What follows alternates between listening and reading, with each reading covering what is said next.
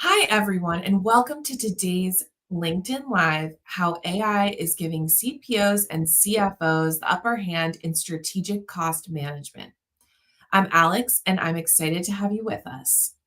With inflation, tariffs, and supply chain volatility squeezing margins, leading organizations are turning to AI, not just to cut costs, but to make smarter, faster, and more strategic decisions.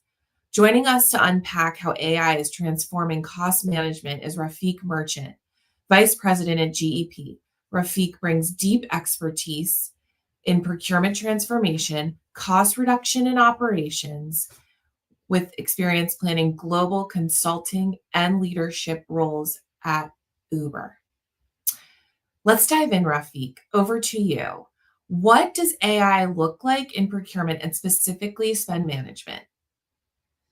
Thank you so much for having me, Alex. I'm really excited to talk about this topic. I think it's really relevant in today's day and age as we're looking at AI. It's making significant impact and positive impact across a multitude of industries, and it's really an exciting time to be sort of a procurement professional or even a supply chain professional, as we're seeing very exponential sort of growth in some of the tools and technology that's available, that's making whether you're a procurement professional, a consultant, or a category manager that much more efficient. And so what I'd like to start with is, the foundation historically for strategic cost management or any type of large scale cost out programs used to be spend analytics. That was the dependency, that was the foundation to drive any type of a cost reduction program. I'd say probably for the last, 10 years, significantly transformative in terms of from a data or technology perspective that has really enabled category managers or firms to drive sort of momentum or drive that cost. And it was also sort of layering that spend analytics sort of framework technology available with consultants to drive value. I'd say over the last 12 months, it's been a very exciting time where AI is really changing that. And I'd say it's changing that exponentially, both through elements of generative AI, but also agentic AI, where there are now available point solutions that are making procurement professionals that much more efficient at what they're doing. And I'd like to just share two specific examples of what I mean by that and how we're helping some of our clients. So the first I'd really like to talk about is, a tool that we've built called ICM, which is Intelligent Category Management. So anytime when we're getting started on a strategic cost reduction program, our teams are going to work on a relatively extensive assessment, right? To really understand your current state, understand your landscape, understand what opportunities might exist, what categories are in scope, bringing your contracts into play, and then building out a pipeline. Of these are going to be the specific sort of initiatives or projects that are really going to be sort of the value levers and drivers of P&L reduction, so on and so forth for any given program. Now, historically, that was a lot of work that's being done by our consultants, leveraging our internal tools, of course, but it was a manual exercise.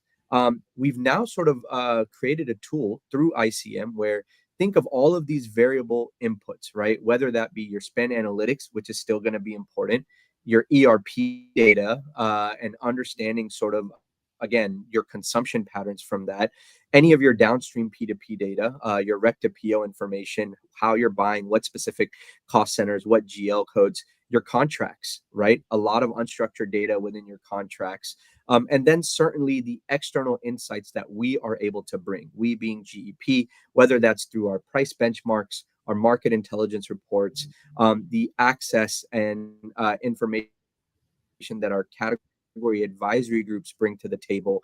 All of that information is now housed in a centralized workbench that enables our consultants to be exponentially more efficient in being able to develop that pipeline, specifically target opportunity through very strong signals that are insights that are generated by the tool that, hey, this should be a project that we want to focus on first based on current market dynamics, based off of the contract expiration, and based off of consumption patterns for the organization. That should be part of our wave one plan, for example. And so all of that information coming together is making our consultants exponentially more efficient and are enabling us to focus then on a lot of the strategic aspects of driving value, which is making sure we have the right level of alignment with the business stakeholders, making sure that we're able to bring very tangible and actionable insights to them to ultimately gain buy-in and then begin on that cost transformation journey. So that's one tool that's made us incrementally more efficient.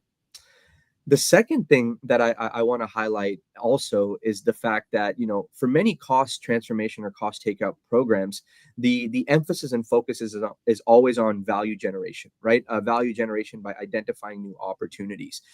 There's also an element now where we have put together a set of point solutions, which are identifying value leakage. And so we're able to come into a cost transformation program, and we're able to, again, using a very similar framework of taking both structured and unstructured data, i.e., let's say your contracts data, you have thousands of contracts that have thousands of pricing schedules that are within them. A lot of those have specific pricing mechanisms. They'll have unique rebates or volume discounts that are associated with them. They'll have unique payment terms that are associated with them. But how do we take that unstructured data? We sort of create, again, using generative AI, a structured framework and a format for that data to be ingested. And then we pair it with other data sources to identify unique areas of where there could have been value leakage. And so, what I mean by value leakage is understanding if the unit price that was contracted is in fact the unit price that a supplier is charging you. If there are rebates and volume discounts that are associated with your contracts, are you truly getting the value? Are you getting those results? Is the supplier providing you those discounts? What are the payment terms? Are there any currency fluctuations that are going to cause an incremental or marginal benefit to you as an organization? Many times what ends up happening is that procurement organizations have a very finite number of resources. Those finite resources are only able to focus on, let's say, the top tier one suppliers that are, the highest spend suppliers that are the most strategic for an organization. But then you have a long list of, let's say, tier two, potential tier three suppliers where there could be elements of value leakage. And so through this technology as well, we're able to bring very tangible, targeted insights back to the organization to say, hey, you'll want to focus on these 4 or 5 different suppliers where we've identified an X amount of value leakage. And these aren't theoretical tools. These are tools that have been implemented. We recently completed a project where we analyzed, over $1 billion of spend, and in a very efficient manner, we're able to pinpoint out around $15 to $18 million of immediate opportunity for an organization from a leakage perspective. So this now becomes an element of our strategic cost reduction program, in addition to just value generation. Wow. Well, you've really explained well how these tools are helping make procurement teams more efficient. But now we're on to just what we're dealing with in the world today. So during this time now of tariff and trade uncertainty, how should procurement teams approach cost reduction? Yeah, that's a great question. Certainly a relevant one, and political sort of trade uncertainty, macro geopolitical climate is ever changing.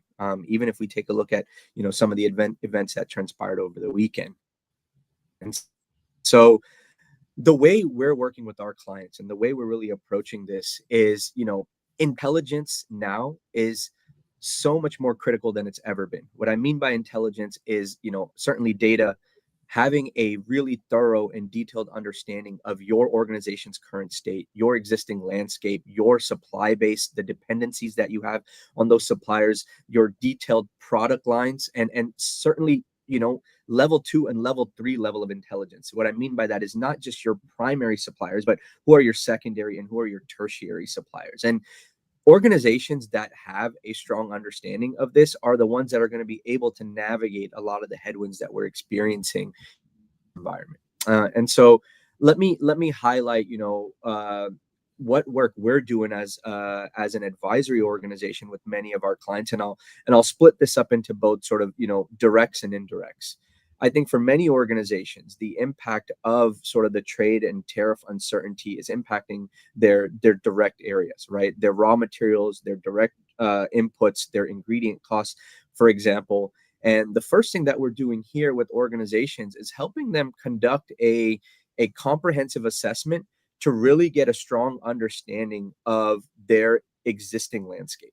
That includes the sectors they're operating in, their source regions for a lot of their direct materials, what import codes are being leveraged, right? What are the specific HTS codes, which are the harmonized tariff schedule codes that are being applied to their specific raw materials that are being imported, and what are those different product lines.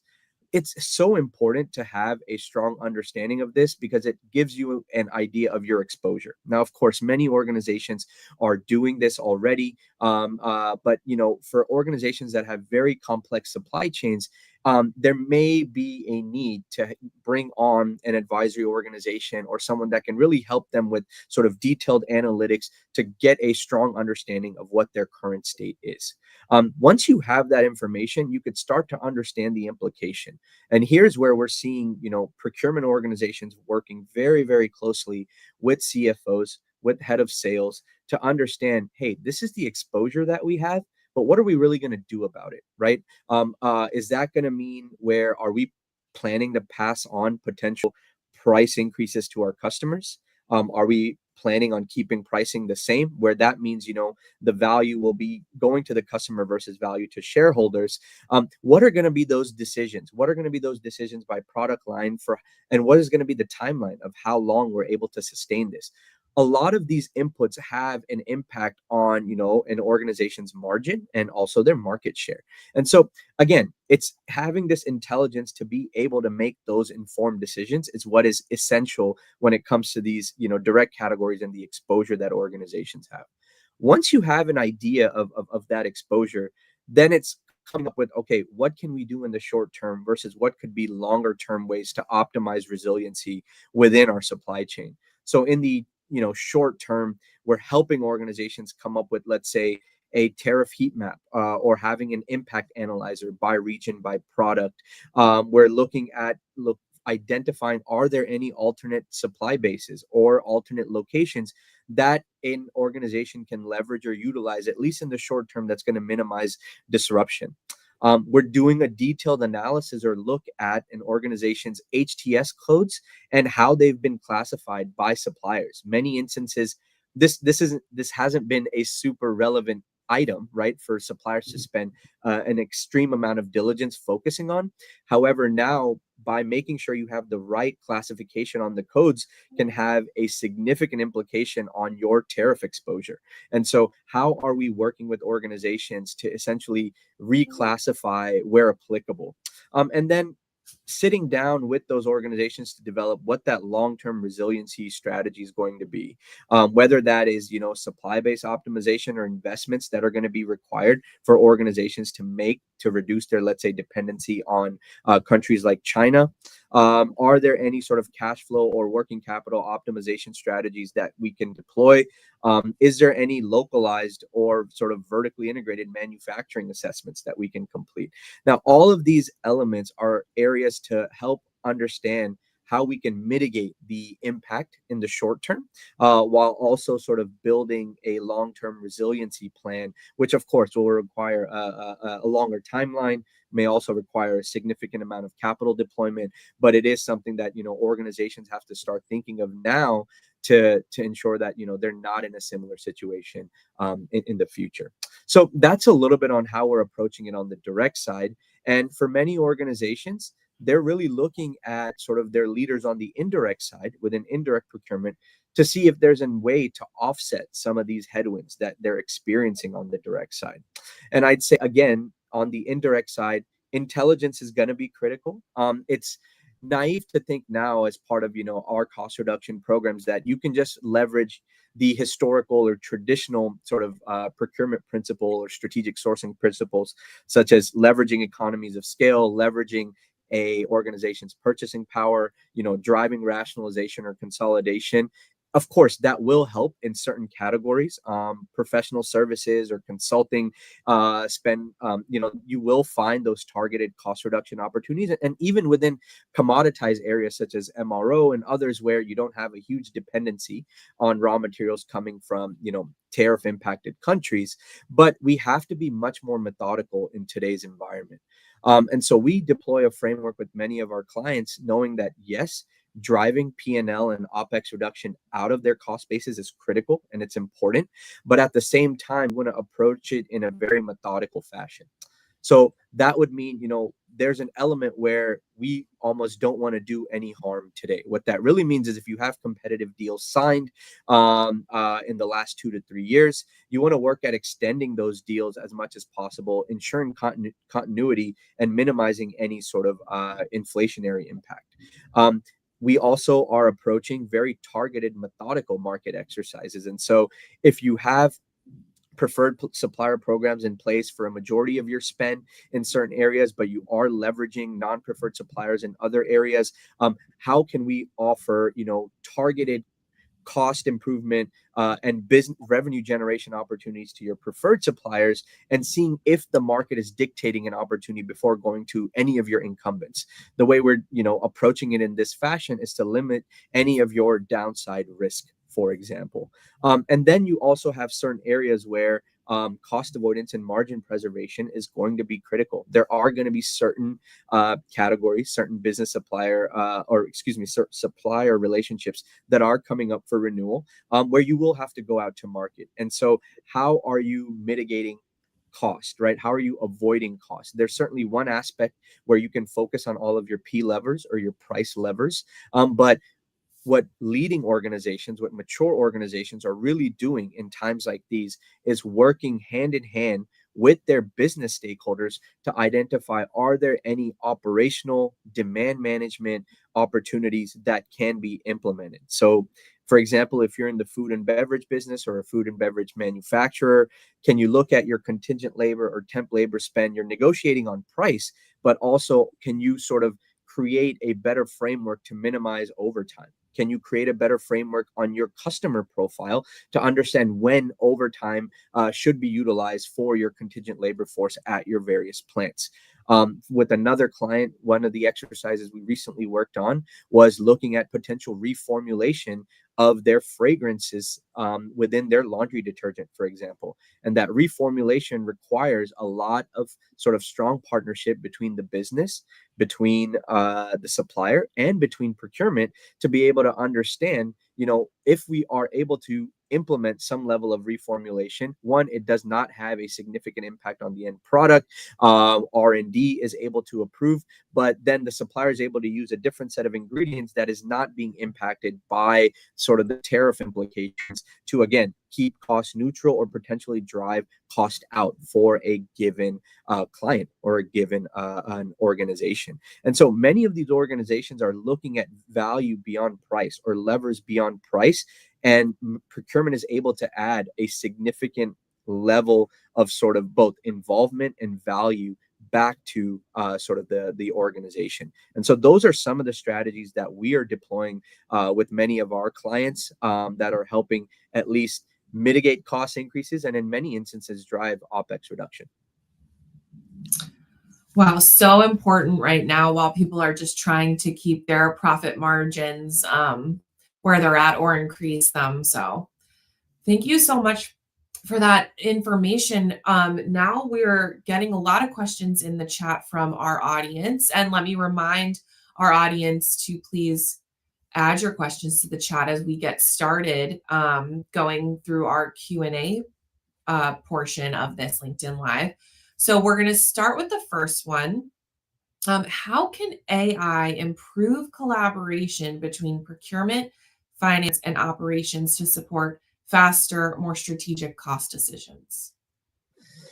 Yeah, it's a great question. I think, first, some of the tools that I mentioned a little bit earlier are helping procurement be that much more efficient in what they're doing, right? It's being able to identify opportunity faster. It's being able to then synthesize that opportunity, make it tangible in the way it's being sort of reviewed with both the business and certainly with finance or FP&A, right? There's also an element right now where it's called orchestration, where when there's a need within the organization to purchase something, whether that be a good or that be a service, orchestration tools are helping sort of direct the user to exactly the right place to drive what we are calling accidental compliance, right? And so if a user needs to buy, let's say, a new laptop, or they need to buy a new part or a new widget from a plant perspective, if you're able to create sort of that happy path, leveraging both, AI and also the right process flows, it's guiding that user to sort of the product or the good or service that has been sort of negotiated, that has been sort of vetted by procurement, and that is going to drive the maximum amount of savings or value for the organization. And so leveraging tools like that is helping sort of organizations drive stronger compliance to the, let's say, potentially beneficial agreements that have been negotiated. And then leveraging tools such as ICM, or what I mentioned earlier with Contract Examiner, are tools that are helping bring those insights back to the business in a very sort of efficient, methodical, and digestible fashion, where all parties can then agree upon the value, agree upon the opportunity, and make sure to drive execution. Excellent.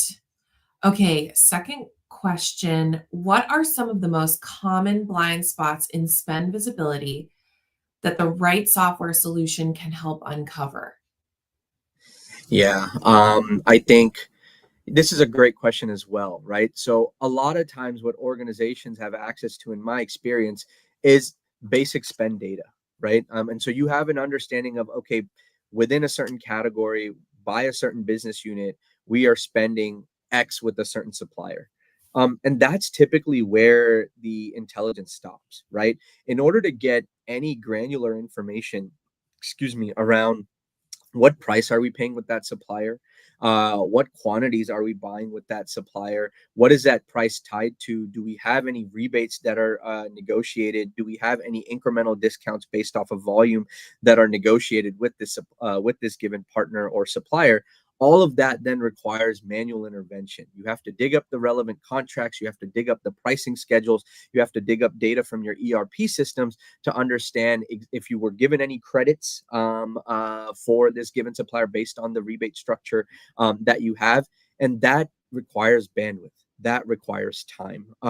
And as many people that are listening to this podcast today will attest to, there is so much more now that's on the plates of procurement professionals versus what was there before, right? You're taking a look at mitigating, tariff impact, tariff uncertainty. You have to optimize your renewals that are coming up. You're also sort of that liaison for any level of sustainability activity. So if you're tracking your carbon emissions, for example, understanding scope 3 exposure, all of that is coming back to procurement professionals, potentially category managers, to help provide that level of insight back to the organization.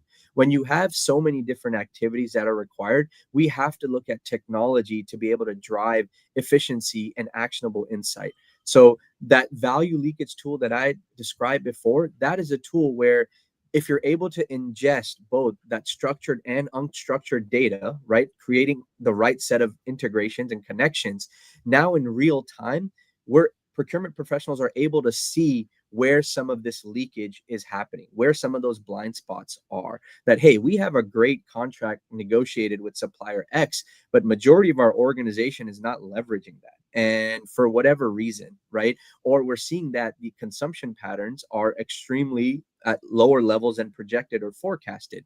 Now it gives that procurement professional a starting point, a jumping off point to really dig into why is there leakage in value? Why is there non-compliance? To ultimately be able to drive the right level of change that's going to be required for you to not only identify the savings, which is one critical aspect, but then is ultimately ensuring that that value is realized, right, by the organization. And so having the right set of tools, having the right set of technology, having sort of one closed loop system from your upstream and downstream technology infrastructure can help identify these the sort of blind spots and leakage spots, and then drive greater levels of compliance. Well, that was a lot of really helpful information today, and our time is now up. So to everyone that joined this session, thank you so much for joining. If you asked questions that we weren't able to get to, we will follow up with you afterwards, and we'll also be sharing a recorded on-demand version of this as well.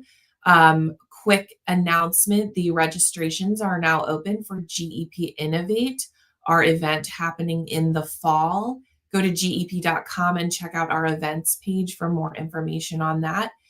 So thank you so much, Rafiq, today for joining us and giving us all this excellent knowledge. And everybody have a great day. Thank you so much for having me. Take care.